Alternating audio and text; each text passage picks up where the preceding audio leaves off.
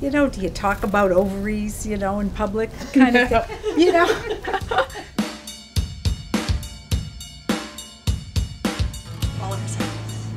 Oh, okay.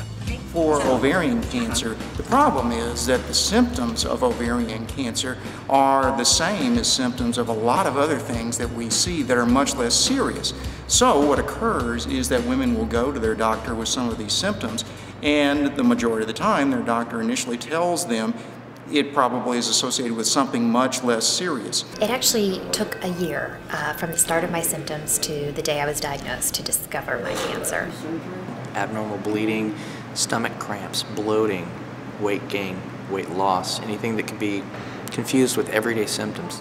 The mass was bigger than a basketball that they found inside my stomach, on my ovaries. I'm fighting, and I've been fighting since I found out about it since 2009.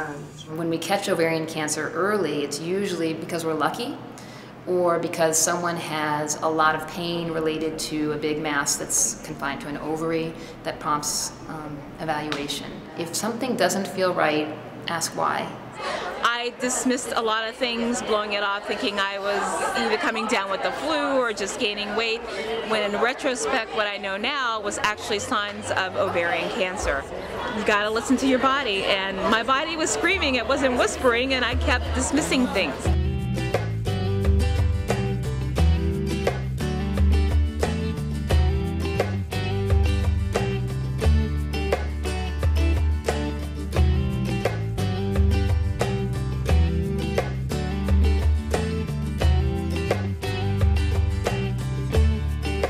So every woman should try as hard as she can. Find out if anyone in her family has had not only ovarian cancer, but breast cancer also. Both those things really increase a woman's risk of developing ovarian cancer, and she may be appropriate to be screened for a genetic predisposition. And that is the most powerful thing that we have to identify those women who should undergo risk reduction surgery, for instance, or even take prophylactic medicines such as birth control to lower risk.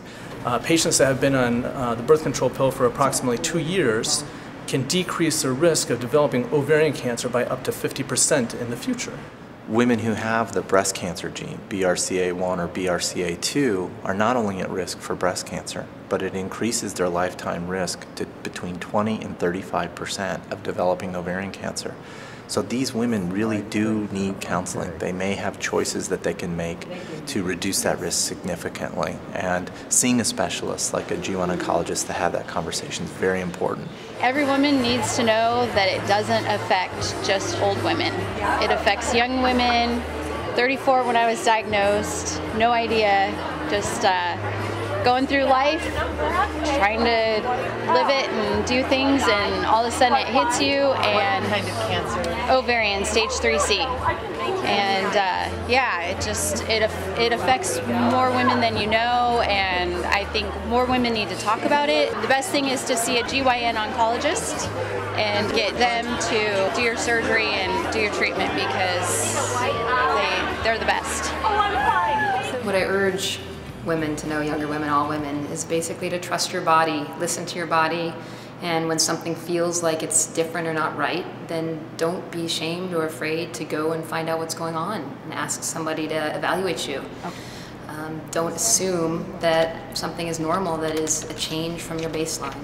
I think that women should know they should be proactive about their health, have their checkups with their breast, pelvic, and pap exams, and if they have any unusual symptoms, they should ask their doctors for an ultrasound. And if they have a family history, they should ask for genetic testing. Es uno que debe de pedir, es uno lo que uno debe de controlarse, de decir, doctor, ¿qué es lo que me está pasando? Doctor, quisiera saber cómo están mis ovarios. Por favor, hágame una orden de un sonograma, una colonoscopía más extensa o un casting. Hay que darse el tiempo para ir al médico.